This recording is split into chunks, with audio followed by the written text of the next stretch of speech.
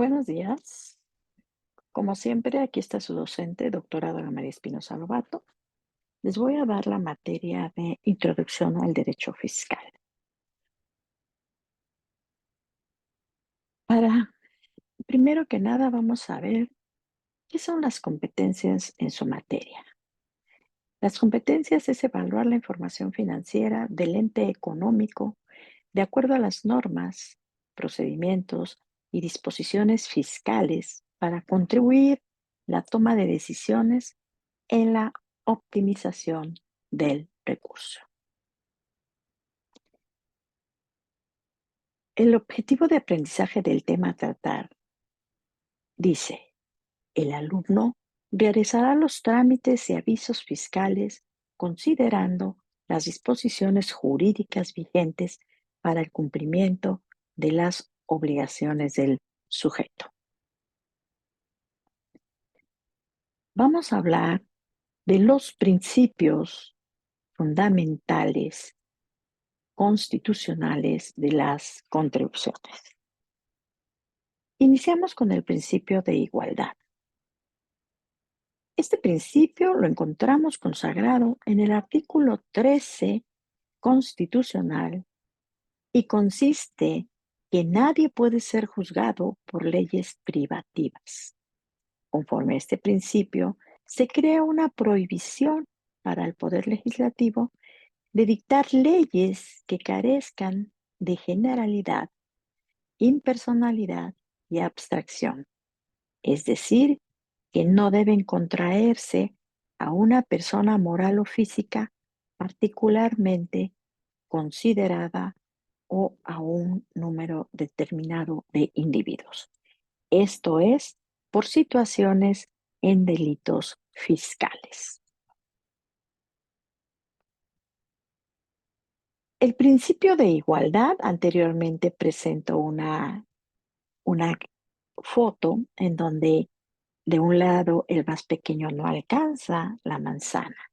Posteriormente le ponen un banco para que alcance la manzana. Es lo mismo que pasa con el derecho.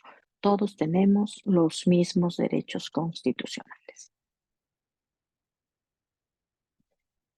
En este sentido, la Suprema Corte de Justicia de la Nación ha señalado que la prohibición por la Comisión Federal, por la Constitución Política de los Estados Unidos Mexicanos, es que existan leyes, incluidas aquellas en materia tributaria, que no se apliquen por igual a todas las personas. En cada ley hay una excepción. El principio de irretroactividad de las leyes tributarias consiste en que a ninguna ley se dará efecto retroactivo en perjuicio de persona alguna y aparece en el primer párrafo del artículo 14 constitucional. ¿Qué quiere decir esto? Que una ley que ha sido creada recientemente, pero que puede afectar a una persona en su garantía constitucional, retroactivamente se le aplica. ¿Qué quiere decir? Que las leyes retroactivas son para beneficiar al probable, al presunto o al imputado en un hecho o en un proceso, mas no para perjudicarlo.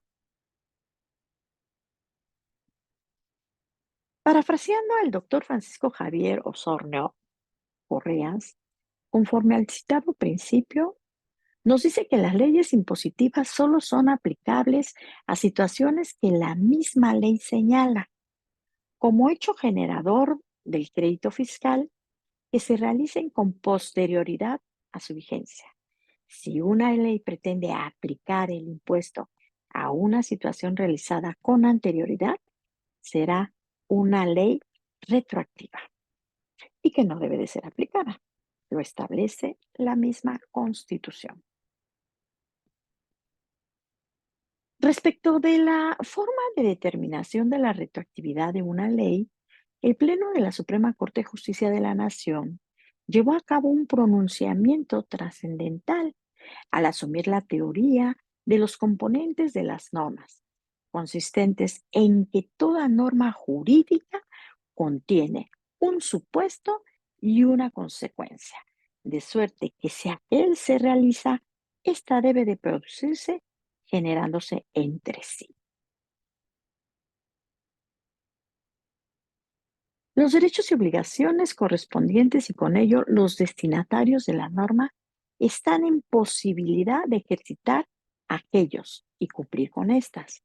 Sin embargo, el supuesto y la consecuencia no siempre se generan de modo inmediato, pues puede suceder que su realización ocurra fraccionada en el tiempo.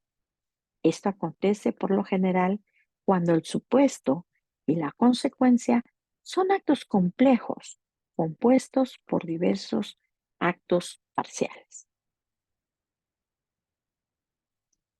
Por tanto, el Pleno de la Corte señaló que para resolver sobre la retroactividad o retroactividad de una disposición jurídica, es fundamental determinar las hipótesis que pueden presentarse en relación con el tiempo en que se realicen los componentes de la norma jurídica. Al respecto, cabe señalar que generalmente y en principio pueden darse las siguientes hipótesis. Primero, cuando durante la vigencia de una norma jurídica se actualizan de modo inmediato el supuesto y la consecuencia establecidos en ella, en este caso, ninguna disposición legal posterior podrá variar, suprimir o modificar aquel supuesto o esa consecuencia sin violar la garantía de irretroactividad, atento que fue antes de la vigencia de la nueva norma que se realizaron los componentes de la norma sustituida.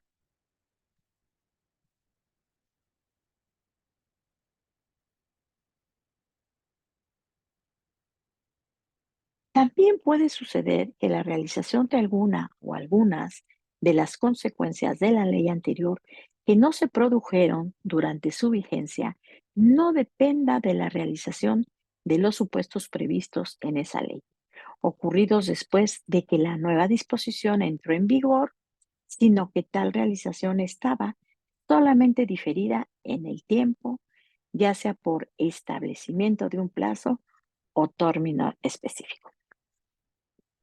Para continuar con el tema, les sugiero que lean el artículo constitucional 13, 14, 15 y 16 para la siguiente clase y tengamos una retroalimentación. Muchas gracias. Universidad Tecnológica de Tecamachalco. Ser mejor hoy. Gracias.